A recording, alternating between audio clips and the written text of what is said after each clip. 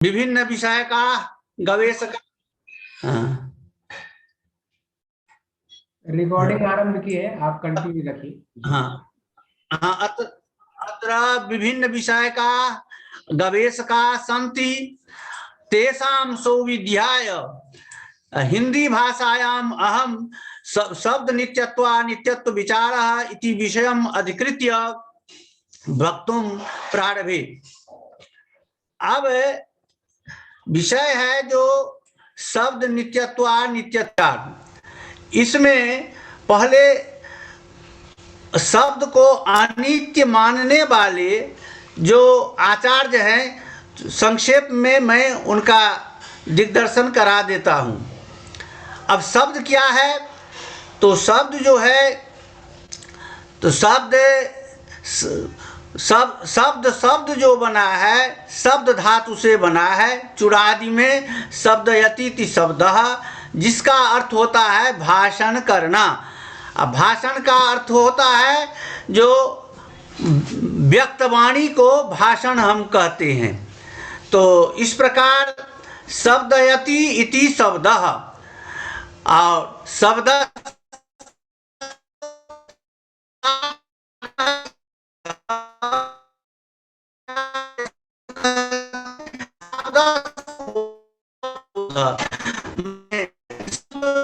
जो शब्द का जो ज्ञान होता है उसको हम शाब्दबोध कहते हैं।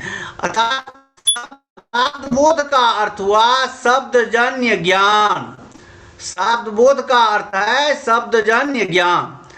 अब यहाँ यह शंका होती है, तो शब्दजन्य जो ज्ञान होगा, तो पहले जब शब्द नित्य होगा तब न उससे बोध होने वाला ज्ञान होगा।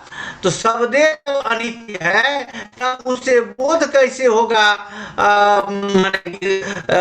उसके अर्थ का? तो कहते हैं जो सुना जाए, तो हैं जो कहते हैं जो शब्द अनित्य हैं, उसमें नैरुक्ताचार्य एक हैं जो औदुंबर नाम के आचार्य हैं, जिनका उल्लेख निरुक्त में आया है।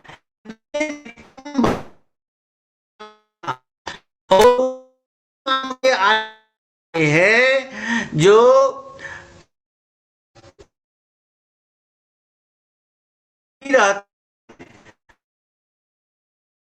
ताल आदि में जब वायु का होता है,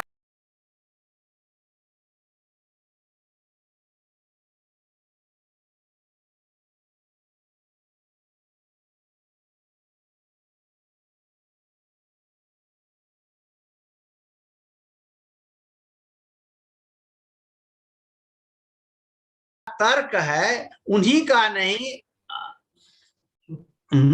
उसमें उन्हीं का नहीं और कुछ जो दार्शनिक हैं उनका भी तर्क है। जो इंद्रिय अनित्य होते हैं, दार्शनिक लोग इंद्रिय को अनित्य मानते हैं। तो जब इंद्रिय ही अनित्य है, तो इंद्रिय से में बना हुआ जो शब्द है वह कैसे नित्य हो सकता है? इसलिए शब्द को अनित्य वे लोग मानते हैं। उसका समाधान जास करते हैं, क्योंकि सबसे पहले हमने जास की बात ली है। तो जास कहते हैं जो सुनिए, यदि शब्द अनित्य है, तब जो पद का जो 4 विभाग किया गया है, नाम, आख्यात, उपसर्ग और निपात, वे 4 भाग सिद्ध नहीं हो सकते हैं। क्योंकि सिद्ध शब्द में, नित्य शब्द में ही भेद किया जा सकता है। जो जब अनित्य है तो उसमें भेद नहीं हो सकता है। साथ ही उन्होंने कहा है जो तो अयुगपत उत्पन्नानाम वा शब्दानाम इतरेतरोपदेश, कहते हैं जो सुनिए, शब्द तो एक बार उत्पन्न नहीं होते हैं, बारी बारी से होते हैं। जैसे रामः ग्रामम गच्छति, तो पहले राम हुआ, उसके बाद ग्रामम हुआ, उसके बाद गच्छति है। तो उसमें तो माने अलग अलग समय में उत्पन्न होने वाले जो शब्द हैं उनमें परस्पर संबंध नहीं हो सकेगा, तो वाक्यार्थ नहीं बन सकेगा। तीसरी बात कहते हैं जो शास्त्रकृतो योगस्य, शास्त्रकृत से अभिप्राय है व्याकरण शास्त्र में जो योग कहा गया है। योग कब होता है? जो प्रकृति और प्रत्यय जब दोनों मिलते हैं तब उन दोनों का संबंध एक जगह होता है। तो कहते हैं जब हम शब्द को अनित्य मानेंगे तो प्रकृति भी अनित्य और प्रत्यय भी अनित्य, तब उन दोनों के बीच योग कैसे संभव होगा? इस तरह अनेक आपत्तियां आती हैं शब्द को अनित्य मानने में। तो फिर सिद्धांत देते हैं जास्क, जो सुना जाए जो इस तरह बात नहीं बनेगी, शब्द तो व्यापक हैं। उन्होंने कहा जो व्याप्ति मत्वातु शब्दस्य, शब्द व्यापक है इसलिए शब्द को अनित्य नहीं मान सकते हैं। कहते हैं जिसमें कारण क्या है शब्द को व्यापक मानने में? तो कहते हैं जो देखिए लोक में जो नामकरण होता है व्यवहार के लिए उसमें शब्द ही प्रमुख है। एक गाय को कहने के लिए हम गौ कह देते हैं, उस गौ से 2 क्विंटल धारी जो गाय है उसका बोध हो जाता है एक केवल गौ से। एक मनुष्य कह देने से इतना बड़ा प्राणी है उसका बोध हो जाता है। तो संज्ञाकरण जो लोक में है वह शब्द के द्वारा संक्षेप में हो जाता है। इस प्रकार शब्द को यदि नित्य हम मानते हैं तभी वह संज्ञाकरण लोक में सिद्ध होता है। दूसरी बात है जो तेषाम मनुष्यवत देवताभिधानम, वह जैसे मनुष्य का नामकरण होता है उसी तरह देवताओं का भी नामकरण होता है, उसमें कहीं अंतर नहीं है। जैसे सूर्य सरति आकाशे इति सूर्य, आकाश व्यापक होता है और उस व्यापक आकाश में इतने बड़े सूर्य जो हैं सो विचरण करते हैं, लेकिन उन सूर्य का नामकरण जो है बस सूर्य, बड़े छोटा शब्द में सूर्य से इतना बड़ा माने कर्म करने वाले, दिन को व्यापित करने वाले, आकाश को व्यापित करने वाले का बोध हो जाता है। तो इस तरह मनुष्य के समान देवता में भी इस प्रकार का व्यवहार देखा जाता है। साथ ही कहते हैं जो पुरुष की जो विद्या है, मनुष्य की जो ज्ञान है वह अनित्य है। तो अनित्य है तो हम उसको नित्य कैसे किस रूप में मानेंगे? तब हम काम कैसे करेंगे? तो कहते हैं उसके लिए वेद है। वेद जो है सो शब्द का भंडार है, उसको नित्य माना गया है और उसी से हम अपनी क्रिया की सिद्धि करते हैं। तो इस प्रकार वेद को हम नित्य मानते हुए अपने दैनिक व्यवहार में हम आचरण करते हैं। तो इस प्रकार शब्द जो है सो नित्य है, यह जास्क का कहना है। अब इस पर कुछ संदेह होता है या कुछ तार्किकों का कहना है जो भाई इस तरह जो आप कहते हैं यह कैसे होगा, क्योंकि शब्द तो है, हम अनित्य भी तो शब्द है। तो कहते हैं व्याकरण सुनिए, अनित्य शब्द है यह तो निश्चित हम भी मानते हैं जो शब्द और अर्थ की पृथक सत्ता श्रोता और वक्ता के अधीन है। श्रोता जो है वह उसके हृदय में भी शब्द और अर्थ हैं और वक्ता जो है उसके भी हृदय में शब्द और अर्थ हैं। यदि शब्द और अर्थ श्रोता और वक्ता का नहीं रहे तो कोई विषय का कोई भाषण दे करके चला जाएगा तो उसका अर्थ का बोध नहीं हो सकता है। जब उसको पहले से उस शब्द के अर्थ का बोध होता है, उस भाषा का जब बोध होता है तब जाकर के उसके भाषण से वो कुछ समझ पाते हैं। इसलिए वक्ता और श्रोता दोनों में शब्द और अर्थ की सत्ता अलग अलग है, और जो स्फोट सिद्धांत का प्रतिपादन करता है वो स्फोट के द्वारा ही हृदय में शब्द विद्यमान रहता है और उसी से शब्द निकलता है और अर्थ भी बोध होता है। यह एक बीच में हम झलक दे दिए हैं। अब नैयायिकों का कहना है, जो सुनिए, शब्द जो है सो तो जैसे घटम आनय, घटम आनय में जो घट शब्द है, घ के बाद अ है, ट है, उसके बाद अ है, तो उसमें कहते हैं तो उस शब्द को हम नित्य कैसे मानेंगे? घ के बाद अ हुआ, अ के बाद ट हुआ, तो तृतीय क्षण वृत्ति ध्वंस जो है सो शब्द का मानते हैं नैयायिक। माने उनका कहना है जो शब्द एक क्षण में उत्पन्न लेता है, दूसरा क्षण में स्थिर रहता है और तीसरा क्षण में उसका नाश हो जाता है, तृतीय क्षण में वो नहीं रहता है। तो जब दो ही क्षण में रहा तो उस शब्द को, तब तो हमको घट भी नहीं बन पाएगा, छोटा से छोटा शब्द भी नहीं बन पाएगा, तो ऐसे शब्द को हम नित्य नहीं मानते हैं।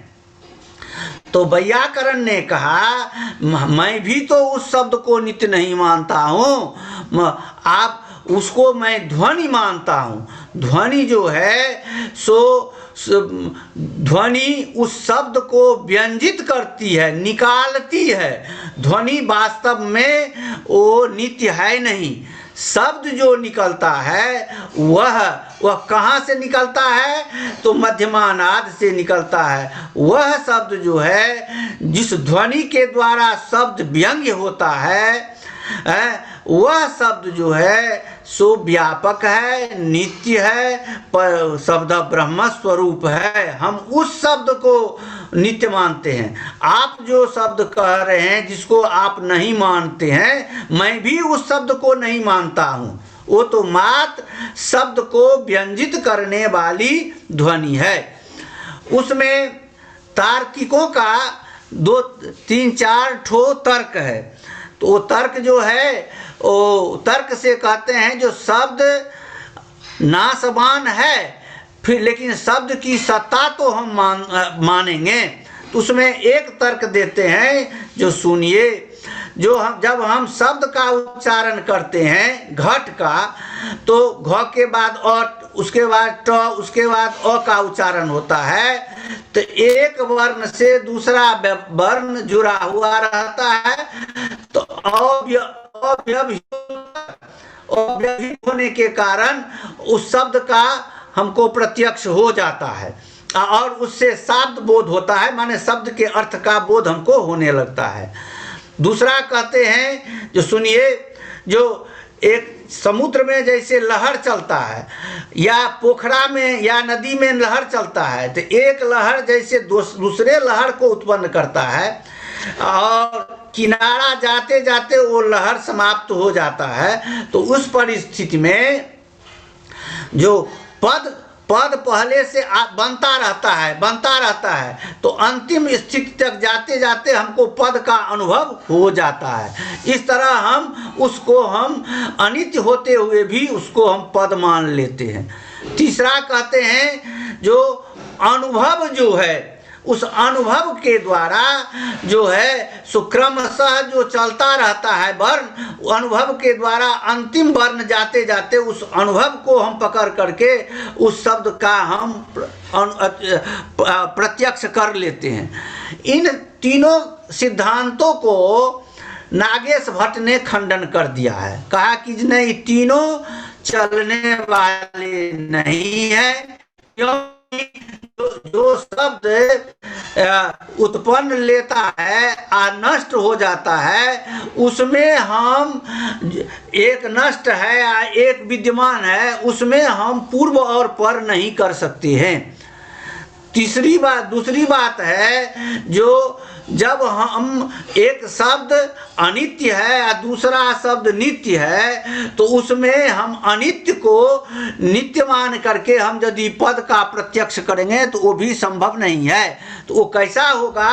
तो नष्टो घटो जलवान, जैसे कोई घड़ा फूट चुका है तब यदि उसको कहते हैं जो यह जल से भरा घट है, यह कहना जैसे संभव नहीं है, उसी प्रकार यह भी कहना संभव नहीं है। जब शब्द नष्ट हो चुका है तो उसका हम प्रत्यक्ष करते हैं, यह भी संभव नहीं है।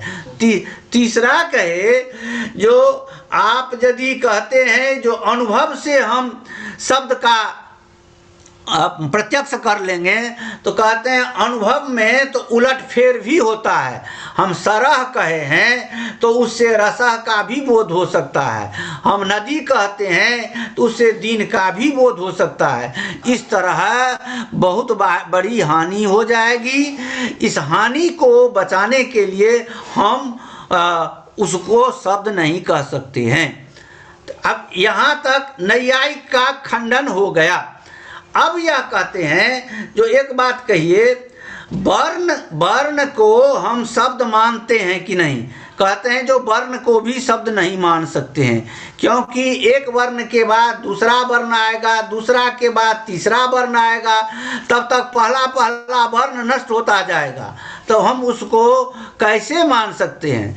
नहीं, यदि हम वर्ण की सत्ता मानेंगे तो सबसे पहले जो पहला वर्ण आएगा उसी से अर्थ का बोध हो जाएगा।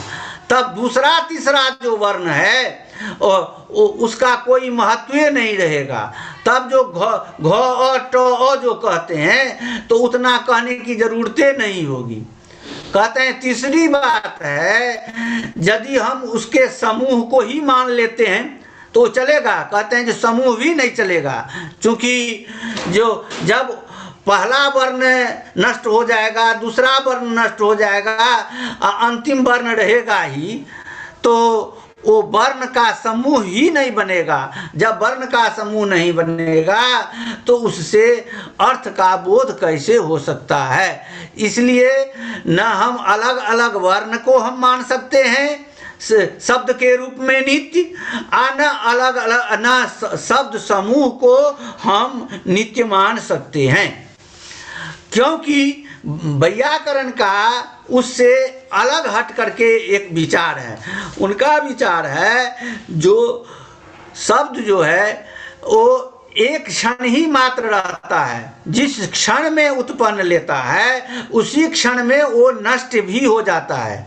यहाँ पर तार्किकों से इनका अलग विचार है। तार्किक तो तीसरे क्षण में नाश मानते हैं। ये कहते हैं जो प्रथम क्षण में ही शब्द आता है तुरंत नष्ट हो जाता है। इसको ये कहते हैं उच्चरित प्रध्वंस। उच्चरित प्रध्वंस का व्याकरण में लक्षण है जो उच्चारणाधिकरण कालोत्तर काल वृत्ति ध्वंस प्रतियोगित्वम। कहते हैं जो उच्चारण के बाद, उच्चारण का जो समय है उसके बाद जो तुरंत नष्ट हो जाए उसको कहा जाता है उच्चरित प्रध्वंस। तो जो तुरंत नष्ट हो जाएगा ऐसे वर्णों का प्रत्यक्ष नहीं हम कर सकते हैं। क्षणात्मक जो काल है सो बहुत सूक्ष्म होता है। उस सूक्ष्म काल को जैसे प्रत्यक्ष नहीं किया जा सकता है, उसी प्रकार क्षणात्मक काल में जो उत्पन्न जो शब्द है उसको भी प्रत्यक्ष नहीं किया जा सकता है। इसलिए जो है उसको मानना संभव नहीं है। तब कहे कि जो अब ये कहिए जो तब हम शब्द किसको कहेंगे? जिस शब्द को हम नित्य मानेंगे, क्योंकि शब्द का नित्य मानना यह सभी लोग स्वीकार करते हैं। अमेरिका में बैठे हुए लोग हैं, रूस में बैठे हुए लोग हैं, वहाँ से आकाशवाणी के द्वारा दूरदर्शन के द्वारा हम शब्द सुन लेते हैं। तो जब शब्द व्यापक है तब न हम शब्द को सुनते हैं। या दूरदर्शन के माध्यम से भी, आकाशवाणी के माध्यम से भी, यदि शब्द यदि व्यापक नहीं हो, शब्द यदि नित्य नहीं हो, तो हम उसको कैसे मानेंगे? तो कहते हैं जो सुना जाए, शब्द नित्य है, लेकिन नित्य के लिए उसके अलग रास्ते हैं। क्या है? तो कहते हैं जो एक होती है वृत्ति। वृत्ति को क्या कहा? वृत्ति की परिभाषा है व्याकरण में, शाब्द बोधोपैकः पद पदार्थयो संबंधो वृत्ति। शाब्द बोध के अनुकूल। शाब्द बोध क्या है? ये हमने पहले कहा था, शब्दजन्य ज्ञान। तो शाब्द बोध के अनुकूल पद पदार्थों के का जो संबंध है उसको हम वृत्ति कहते हैं। तो शब्द बोध के अनुकूल माने किस शब्द से किस अर्थ का बोध हो उसके अनुकूल जहाँ पद और पदार्थ का संबंध है उसको हम वृत्ति कहते हैं। तो कहते हैं जब वृत्ति का आश्रय कौन होगा? तो कहते हैं जो जिससे कि हमको शब्द का भी बोध हो और अर्थ का भी बोध हो और वह शब्द नित्य हो, उसका संस्कार हमारे हृदय में हर समय विद्यमान हो। जो उससे कितनों हम निकालेंगे तो फिर वो नष्ट नहीं होगा, कम नहीं होगा, और उसका न नाश होगा न उसकी उत्पत्ति होगी, और हर समय वो नित्य रहेगा। तो कहे कि वह वृत्त्याश्रय शब्द जो है सो स्फोट है। कहते हैं भाई यह स्फोट कौन जानवर का नाम है?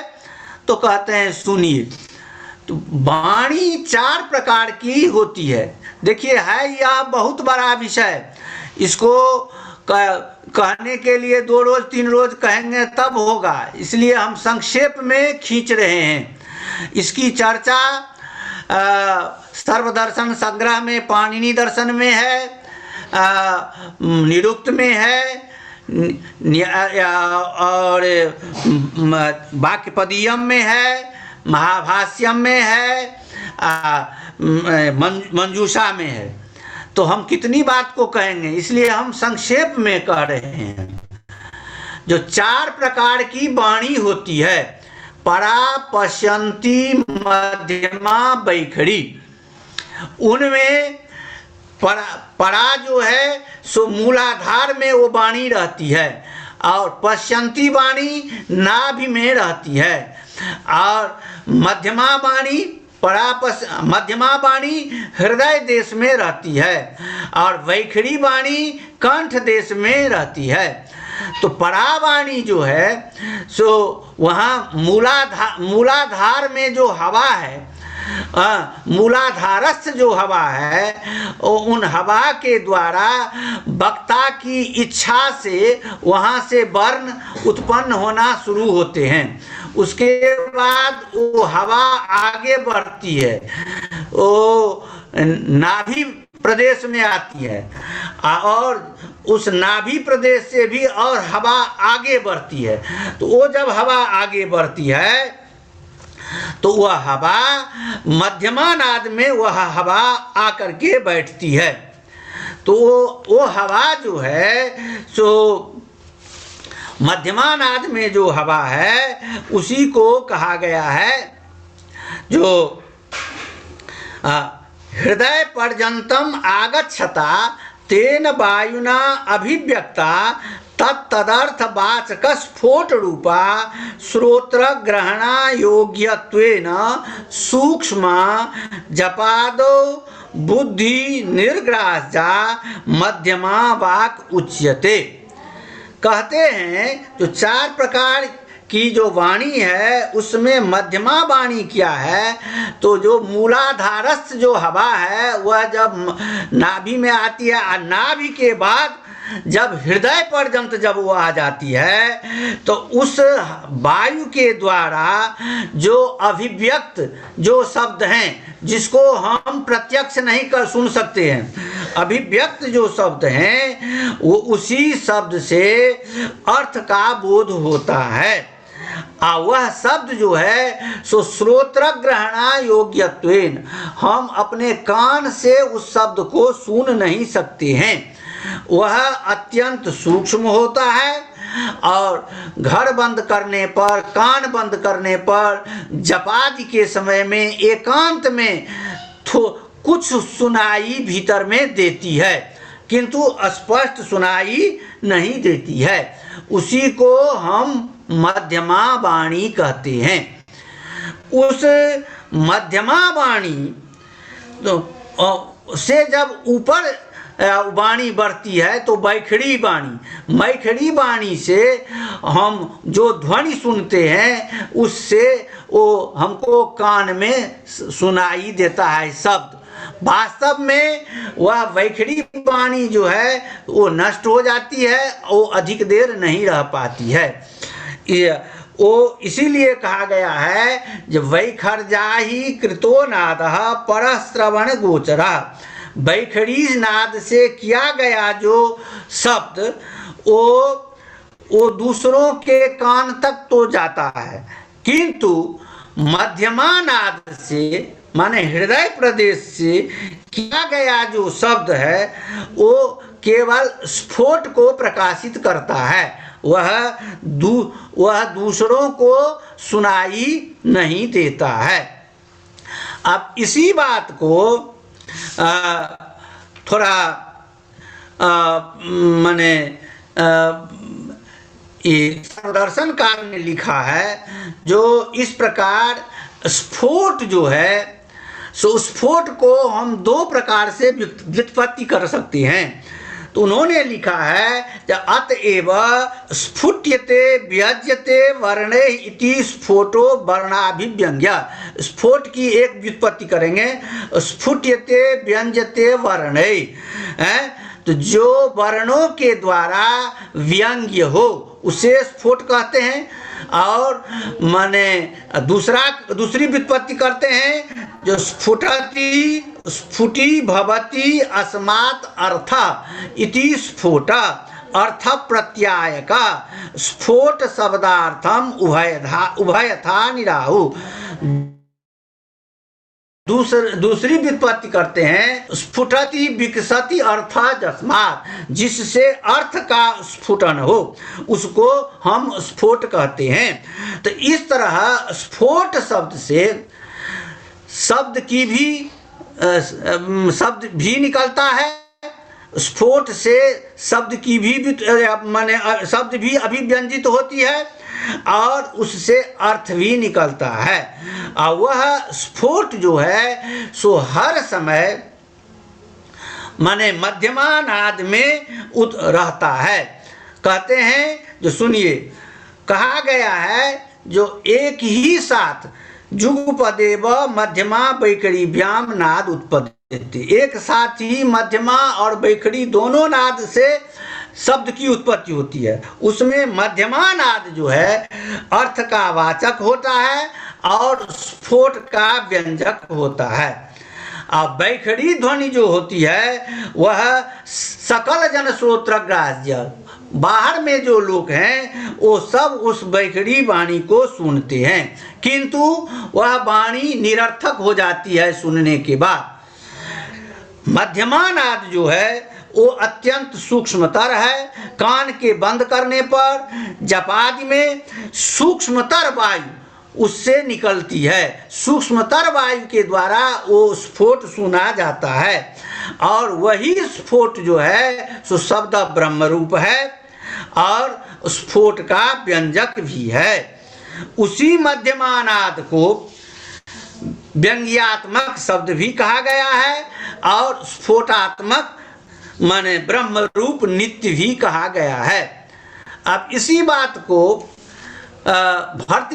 इसी बात को भगवान पतंजलि ने शुरू में ही कहा है। जो प्रश्न उठा जो शब्द क्या है, उसमें उसने गो जो है, गौ जो कहते हैं वो शब्द क्या है उसमें, क्योंकि गाय जो है सो एक व्यक्ति है, गाय में गोट जाति है, गाय में लाल हरा उजरा रंग भी है, गाय की एक आकृति भी है, तो उसमें हम शब्द किसको कहेंगे?